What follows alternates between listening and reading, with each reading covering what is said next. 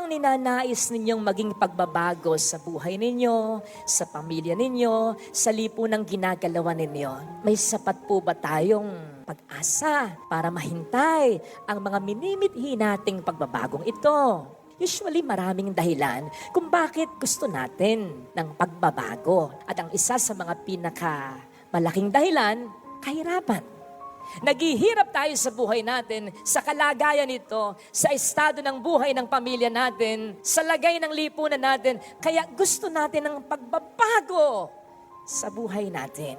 Well, by the way, si Mama, yung aking ina, takot na takot yan sa injection, sa karayo. Kaya lang, kinailangan dati na operahan siya sa mga tuhod niya kasi palitin na talaga. Nakakita ka ba naman ng major operation na walang injection? Siyempre walang ganun, Mars. Katakot-takot pa nga injection. Yun nga po ang problema. Injection lang, takot na si Mama. Paano kung opera pa? Opera pa, hindi lang sa iisa, kundi sa dalawang tuhod, ha? Nung una talaga, ayaw niya. Ayaw na ayaw. Hanggang sa nakaramdam siya ng matinding sakit at hirap to the point na hindi na siya totally makalakad. At that point, siya na ang humingi ng pagbabago, pa-opera niyo na ako. Kasi nga, gusto niyang magbago yung pakiramdam niya. So that's it. Yung pain, yung suffering, yung hirap, ang siyang nagbubunsod sa atin na magkaroon ng pagbabago. Hindi nga ba't marami tayong mga invention ngayon, mga tao na nag-imbento ng mga makabagong gamit. Ito'y dinulot ng mga paghihirap dati ng mga tao noon. Mahirap nga naman paggabi. Ayan, sobrang dilim. Kaya ang ilaw ay naimbento.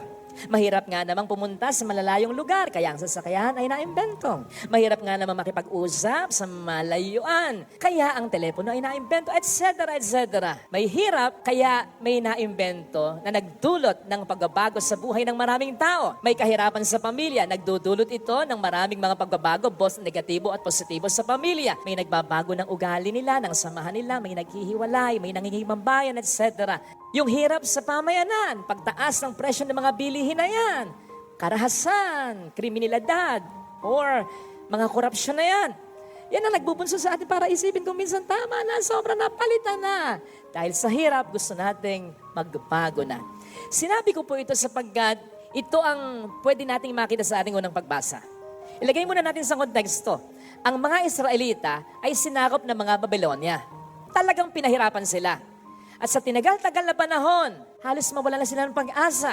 Kaya, napakalaking bagay yung propesiya na sinabi sa kanila mula sa Diyos. Ang sabi sa kanila, sa inyong lahi magmumula ang isang lahi na ito, pagmumulan ito ng haring matuwid. Sa inyong lahi magmumula ay isang hari na pananahanan ng Espiritu ng Diyos. Sa inyong lahi magmumula ang isang hari na susunod sa Diyos. Nako, kay rami na ng haring nagmuna sa kanila. Pero ang mga haring ito ay batbat ng mga kabuktutan at kasalanan. Kaya ito rin ang mga naging dahilan upang masapit nila ang kanilang kaawa-awang kalalagayan. Kaya nananabik sila sa sinasabing hari na yan. In connection with this, nangako din ng Panginoon ng bagong kaayusan. Symbolically, ang sinabi, ang asong gubat ay pupwedeng tumabi sa mga kordero. Ang leon ay pupwedeng makasama, makatabi ng guya. Ang leopardo ay pupwedeng tumabi sa mga batang kambing. Ang batang palsuhin ay pupwedeng maglaro sa tabi ng lungga ng as na hindi maano. Very exciting yung pangakong ito ng Diyos sa mga Israelita sapagkat binabalik nito ang eksena sa paraiso, sa aklat ng Henesis bago magkasalang unang tao. So, yung nararanasan mong problema, tapos mangangako sa iyo ang Diyos ng ganito, kahit matagal na yung problema, kahit hirap na sila, yun ang nagbigay sa kanila ng pag-asa. Sapagkat ang Diyos ang nangako eh. Alam naman nilang kapag ang Diyos ang nangako, talagang tinutupad niya.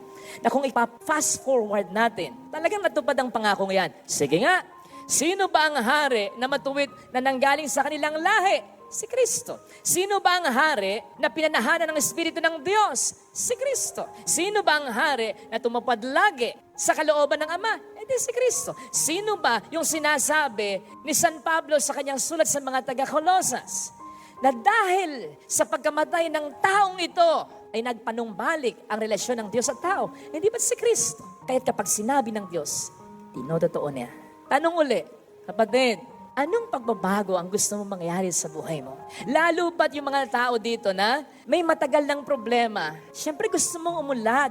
Siyempre gusto mong gumaling sa sakit mo. Siyempre gusto mong maging maganda ang takbo ng negosyo mo. Siyempre gusto mong mas magmahalan, mabuo ang pamilya ninyo. Kaya nga yun yung sense nung kinakanta natin kapag Adbyento, Panginoon, halina at pumarito ka. Kasi gulong-gulo ang aming pamilya, gulong-gulo ang aming mundo. Ayusin mo. Paano kung matagal na ito? Ang sinasabi sa atin ng ating Panginoon, manampalataya tayo sa Kanya, sa mga salita niya, sapagkat dito tayo huhugot ng pag-asa. Ang sabi sa aklat ni Job, kapag hindi tayo sumasampalataya sa Diyos, kapag wala ang Diyos sa buhay natin, mahihirapan tayong magkaroon ng hope, ng pag-asa. Sapagkat kanino nga ba naman tayo aasa sa sarili natin? Saan tayo dadalhin ang kakayanan natin? We can only do much. May pagkakaiba nga daw mga kapatid, yung pagiging optimistic sa pagiging hopeful Kasi kapag optimistic ka, yes, nandun yung pagiging positive mo. Pero may hangganan ito. In fact, ang pintas sa pagiging optimistic person lang, hindi in touch sa katotohanan. In touch man, wina-water down niya ang katotohanan, lalo't higit kung paghihirap yan. Halimbawa, ganito.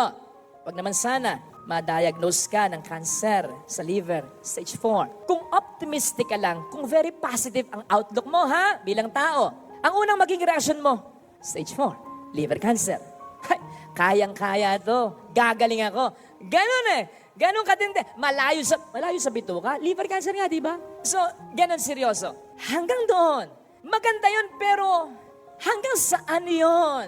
Ang isang hopeful na tao, ang isang taong malapit sa Diyos, sa ating Panginoong Jesucristo, kapag nagkaroon ng cancer stage 4, liver cancer, ang kanyang po pwedeng maging reaksyon most likely ay ganito.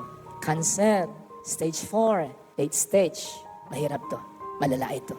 Pero sa tulong ng Diyos, kakayanin ko. Yun. Yung optimistic, sinapsychologize lang niya. Binibigyan niya ng katuwiran sa sarili niya. Sa isip niya, sa salitaan niya, sa diskarte niya. Pero yung hopeful person, yung ang taong malapit sa Panginoon, he just tends to theologize. Ilalagyan niya ng katuwiran, batay sa pangako para sa kanya ng Panginoon. Alam po ninyo, mas maganda na sa positive thinker yung pagiging believer. Sabi nga ni St. Paul, we can do all things in Christ who strengthens us. If God is with us, who can be against us? Hindi natin alam, Pero makakaasa tayo.